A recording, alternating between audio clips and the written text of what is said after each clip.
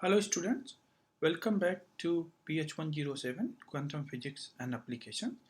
Today I'm going to discuss a new concept uh, called wave packet. But before I go and discuss the concept of wave packet and why it is needed, let's recap what we have learned so far. So everything, matter and radiation, has both wave and particle properties. Which property you see depends on the experiment you perform. Moreover, what we have seen that in the case of photon or light, it was believed that it behaves like a wave, but experiments like photoelectric effect and blackbody radiation establish that photon behaves like a particle with momentum p, which comes from your Compton effect, which demonstrate the momentum of photon. P is h over lambda. Then Treboy has proposed a hypothesis in other way around that if a wave can behave like a particle, then why not particle behaves like a wave? So he said that a particle of momentum p can have wavelength, which we denote by lambda dB. Here dB denotes Debye, which is written as h over mb. And in the previous lecture, we have seen that experiments like electron diffraction and electron interference establish that indeed electron behave like a wave. So let's ask a question. This you need to answer. We know that light, which is electromagnetic radiation, behaves like a wave and has polarization properties. So light can be linearly polarized, circularly polarized, elliptically polarized, and so on. So the question is, if electron behaves like a wave, then what about its polarization property? Okay. So after that, let's move on and what we have learned. So we have seen that particles behave like a wave and wave also behaves like a particle. So now we have reached to a situation where we can say that wave particle duality. Now the question was very important at that time. There was a very well established theories to describe particles and its associated properties. At the same time, there were well established theories to describe waves and its associated properties. Now, how to describe this wave particle duality, or you could say how to describe wave and particle on equal footing, requires a new kind of theory, and that's what we are going to discuss today's lecture.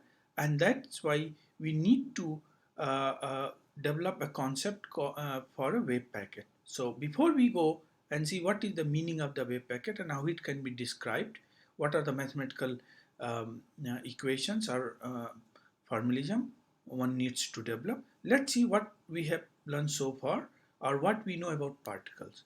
So particles are localized like this. They occupy a well-defined region of space, whatever their size. In the idealized picture, we want the particles to have no size at all so that their position can be described by a single real number. This makes the mathematical analysis much easier.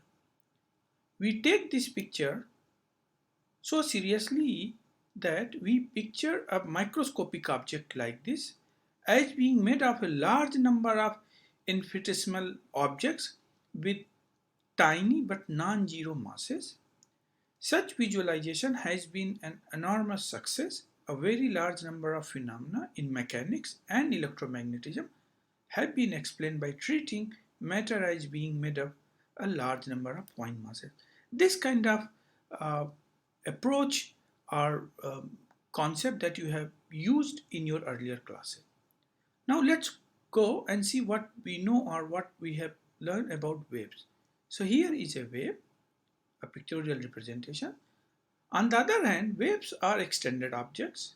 In classical wave theory, we do not put spatial restrictions on wave. So wave can extend from plus infinity to minus infinity. So there is no pinpoint position or location on which you can say that this wave exists. So the extension, spatial extension of wave is quite broad. Okay. Again, to keep the mathematics simple, we use an idealized picture where a wave extends in space from minus infinity to plus infinity. That's what I have said. The explanation of interference and diffraction relies on the fact that waves have a spatial extent. What it means that we get interference only if the wave goes through or present itself at both slits simultaneously. That is the assumption that we use to explain the interference phenomena exhibited by the wave. If physical objects have both particle and wave-like properties, how do we build a mathematical description which brings together these seemingly mutually exclusive properties? Okay, so how the two completely opposite things can be described in a unified theory, and that's what we are going to discuss in today's lecture. Now, here is an idea. If several waves of different wavelengths, let's say we have n number of waves with wavelength lambda 1, lambda 2, lambda 3 up to lambda n, and their phases phi 1, phi 2, phi 3, phi 4 up to phi n are superimposed together, what we get is a localized wave packet. And let me explain how. So let's say here are the two waves. Okay, so one is going like this, another is following like this. At some point in space they start interfering, so they will come in phase, and at some point in space they are out of phase, so the phase difference between the two waves are 180 degree, and then they are again back to in phase.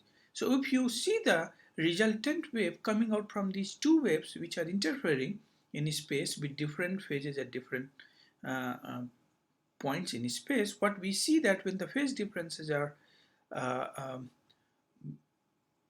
opposite, or let's say the maximum, then we see destructive interference, so no waves, and when the phase difference are 0, then we see a maximum amplitude, or resultant amplitude is maximum. Okay, so what we do see that we do see this kind of a structure which has some kind of very interesting shape where the amplitude is start decreasing, then again it start increasing, and so on and so forth. Okay, so this is what you have seen is called beat formation in superposition of two sinusoidal waves. Okay, let's go further and understand more. So spatial beats by superposition of sinusoidal waves of nearby wavelengths. So let's write a wave which has amplitude A, and it has a sinusoidal form where 2 pi over lambda times x, only the spatial part is shown here. Okay, and 2 pi over lambda I can write as a k, which is a wave number. Okay, now what I can do, instead of having only one wave, I can add the two waves which I have shown in the previous slide. So let me add sine 5x plus sine 6x, and now because I have added two waves, so I can divide it, so I can normalize it. And if you see the resultant wave coming out from the two waves addition, it looks like something like that. So you see it has a maximum amplitude, then it reduces, then it increases. So you do see a formation of spatial beats. So now instead of adding the two waves, I can add three waves. So what I can do, I can keep the minimum wave number and the maximum wave number between 5 and 6, and then I can start adding few more wave numbers in between 5 and 6. So here what I did, I have added 5, 5.5 and 6, and what you see going from here to here, now you see more localized kind of structure is appearing. Okay, so here you see let's say a minimum amplitude and maximum amplitude minimum. So the contrast between minimum and maximum is increasing once you start having more and more components in your wave addition. So let me add furthermore. So instead of now 3, I have added 5. So now you see that the contrast is getting more and more between the maximum and minimum, and now your waves or resultant waves looks more like a localized object. Okay, So here what I did, I have added 9 waves. As I said that in between 5 and 6, I have equidistant wave number between 5 and 6, 9 points. And this looks, you see that it is very well localized at this point. And then the amplitude is almost negligible in between. Then again you see some kind of rising amplitude. The same is true in the left hand side. Now if I added 17 waves, then you see that it is perfectly localized wave here, resultant wave, and then it almost zero going from positive direction or rightward direction and leftward direction. So you can see that after adding 17 wave together, what we have seen that the resultant wave has a maximum amplitude around origin and then no amplitude at all away from the origin. Okay, so this is the picture that we have seen in the last slide. Now what we can do that now this quantity can be called as a wave packet. So what is the wave packet? A wave packet is a group of waves with slightly different wavelengths. That's what we have seen. Our K ranges from 5 to 6, and in between we have chosen 17 equidistant points. So these are slightly different wavelengths or slightly different wave numbers interfering with each other in a way that the amplitude of the group, the resultant amplitude, or you can say envelope, is non-zero in the neighborhood of the particle. So in this neighborhood the amplitude is non-zero, and away from this neighborhood the amplitude is pretty much zero or negligibly small. So now we can safely say that a wave packet is localized. It is localized in this vicinity, in this spatial um, uh, uh, place, and it is a good representation of particle. So now what we have seen earlier, that a particle is a object which has a very well defined position, okay, whereas the wave is an object which has a very ill-defined spatial position.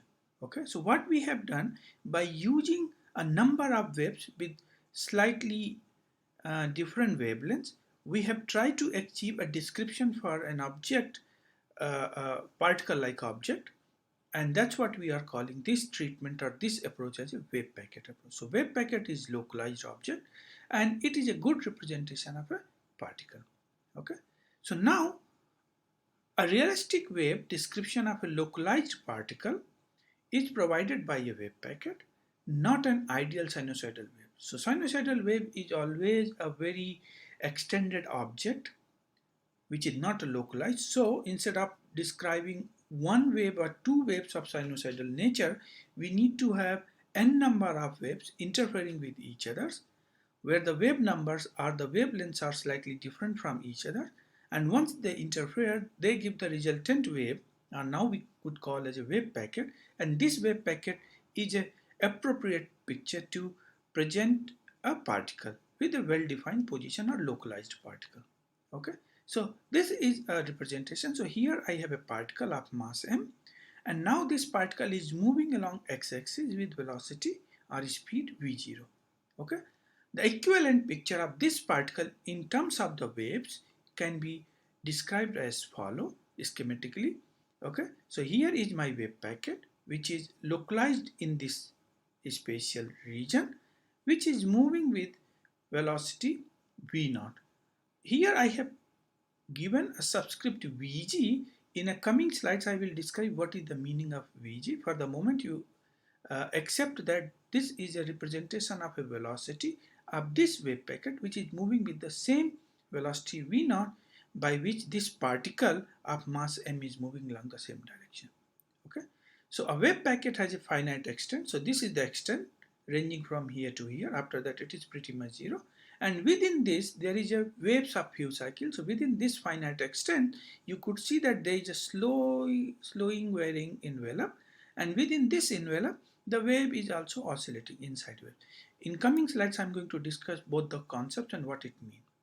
Okay, so this is the wave packet. That's what we have seen in the so the wave in the wave packets does not look like a nice and simple. So this wave inside this wave packet is not mimicking what you have learned or what you have seen, like a sinusoidal wave or cosine wave, but it's something more like a complex or complicated structure, okay, which we have used in the earlier. The amplitude of the wave is significant only within the extent of the object. So this amplitude of the wave is significant within this extent, and after once you are away from this extent to this extent, the amplitude of this wave shown in this blue color is pretty much zero.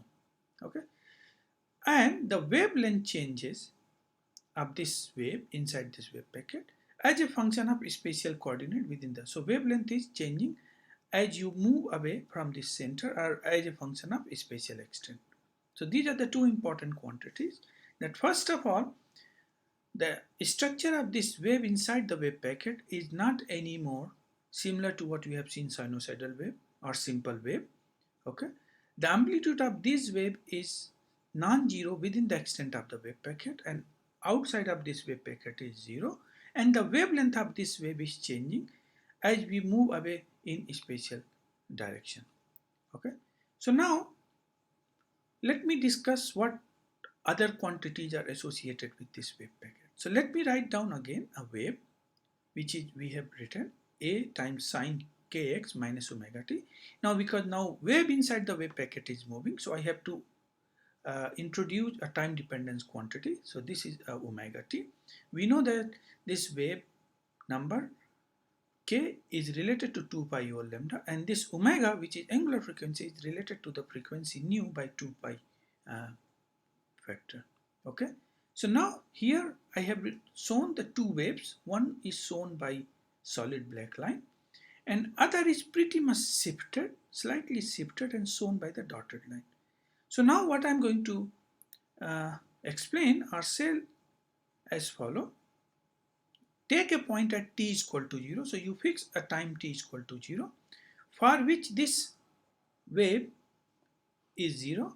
And now let me increase this t by delta t, by which my spatial extent will increase by an amount delta x, so that the resultant wave is 0. What it means that if I go from here and if I say that okay, now my t has changed from t to delta t, then my x has changed from x to delta x in such a way that my resultant psi is 0. So this is what I have written, k delta x minus omega delta t is 0. So now I can rearrange some of the quantities. So what I can do, I can take this minus omega t this side. So what I can say that k delta x is equal to omega t. Now I can put k this side and delta t this side. So delta x divided by delta t, you know what it's called. This is called some kind of velocity. Okay, and this velocity is omega by k. So what is it mean? Now I have given a subscript phase. So now this is called a phase velocity, and this is a mathematical definition of a phase velocity. Okay, so the phase velocity is the velocity of a point of a constant phase on the wave. So this is a very important definition that you have to keep in your mind. The phase velocity is the velocity of a point, okay, of a constant phase on the wave. Okay, so now let me introduce another concept called group velocity. Okay, so what I mean by the group velocity, so let's take two waves instead of one wave.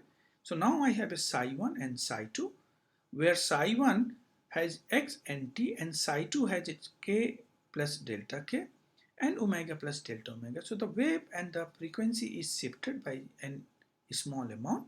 Okay, now what I can do, I can take a superposition of these waves. So I know what it means by superposition.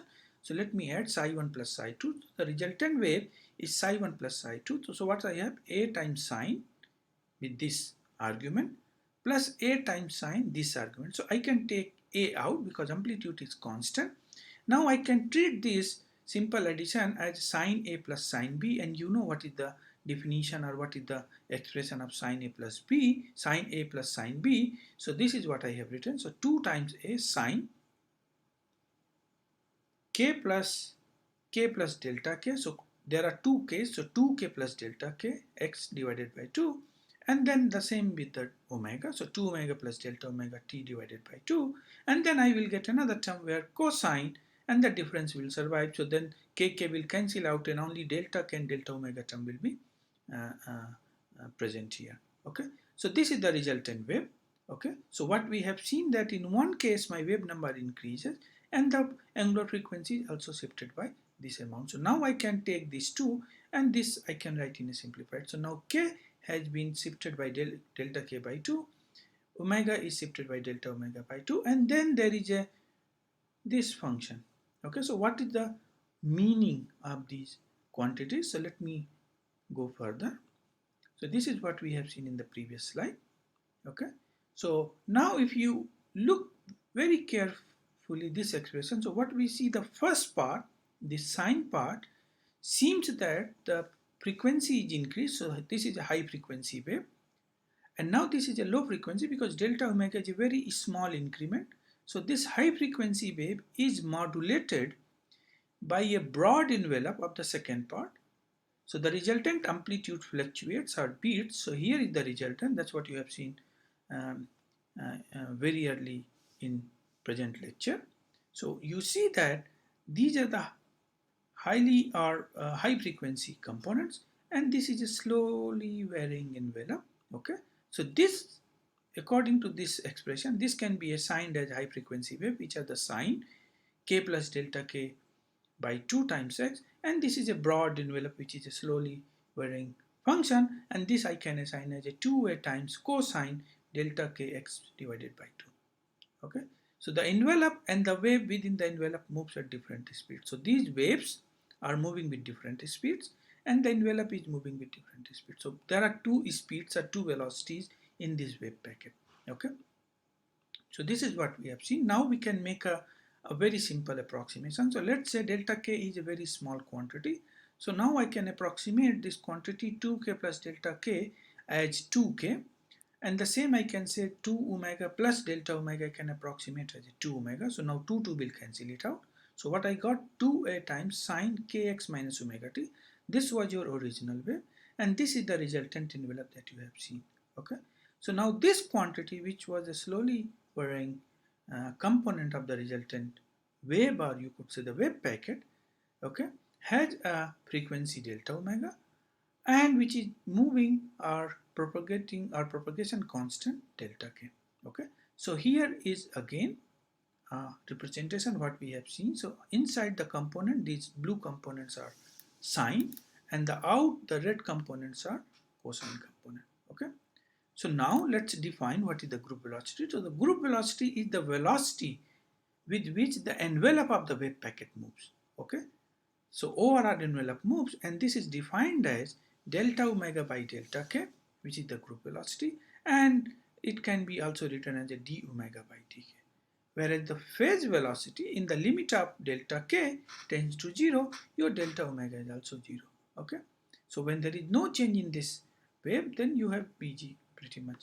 Then you have delta omega 0.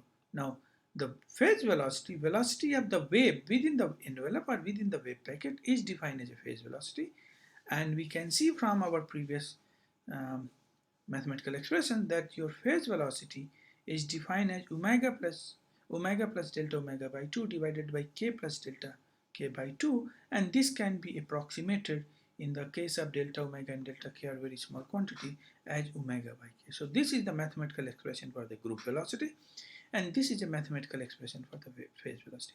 We will discuss more about these two quantities because these two quantities are very important when it comes to the wave packet and in coming uh, topics of the quantum physics or quantum mechanics.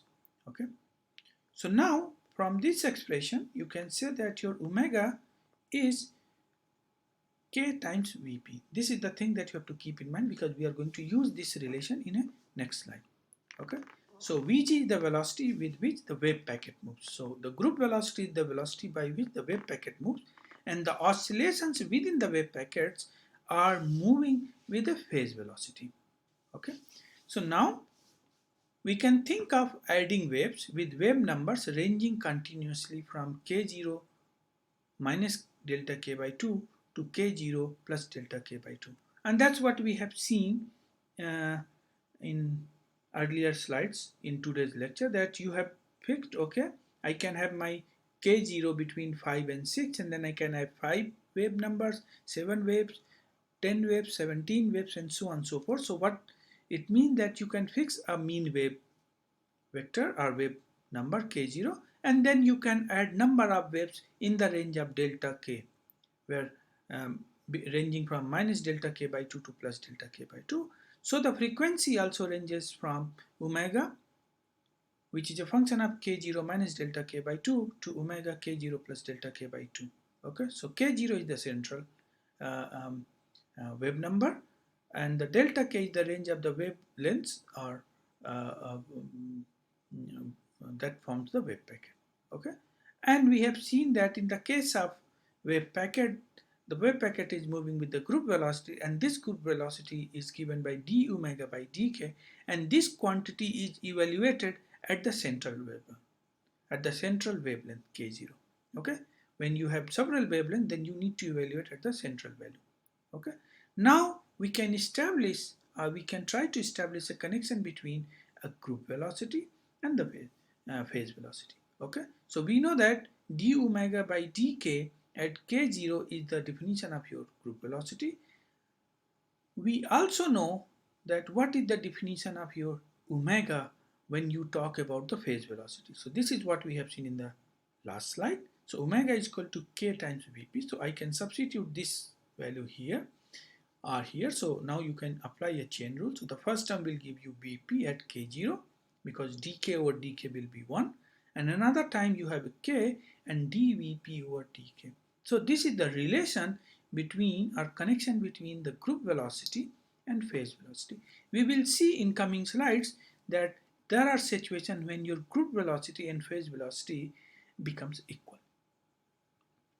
Okay, so let's see one example. So let's say a wave traveling on surface of water has phase velocity, so Vp, which is proportional to the square root of the wavelength. So Vp is proportional to square root of lambda, and if you want to get rid of the proportionality, so you can introduce a constant a, which is the proportionality constant. So Vp is equal to a times square root of lambda. Now the question is that, can you estimate what is the group velocity of this problem? Okay, so this is what I have said.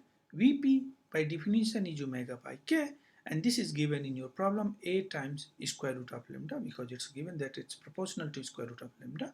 A is your proportionality constant. I know what is my lambda. It's 2 pi over k. So I have written here 2 pi over k. So now I can look this relation and this relation. So I can say that my omega is a times square root of 2 pi over k. So now I have a relation between omega and k, and now it is very straightforward to calculate what is the group velocity. So the group velocity is d omega by dk. So I can simply calculate this derivative, and this comes out this one. And when I compare this quantity with this quantity, that it comes out that my group velocity is half of the phase velocity. Okay. So what we have seen in the previous slide, that we have tried to establish a relation between omega and k. So if you get a relation between omega and k, this is called a dispersion relation. A relation between omega and k is known as a dispersion relation. And if you plot a curve between omega and k, this is called a dispersion curve. So for example, in the case of light, we know that the speed is given as a lambda times nu. So I can multiply 2 pi here, 2 pi here. So I get 2 pi c here, 2 pi lambda v. And now I can manipulate or rearrange the things, and it is simple to see that your omega, which is a function of k, is written as a kc. And if I plot omega versus k, it is a straight line. So the dispersion relation or dispersion curve in the case of light in vacuum is a straight line, and omega depends on k linearly. Okay, we will see, depends on the problem, the dependence could be different. It could be very complicated function also. Okay, so now before I end today's lecture, if you want to read furthermore, you could go and read about these topics, wave groups and dispersion, which is given in section 5.3 in page 152. Sorry, not in 164, but only in 152. I will continue in the next lecture rest of the part of this topic. Till that, thank you very much and see you in the next class.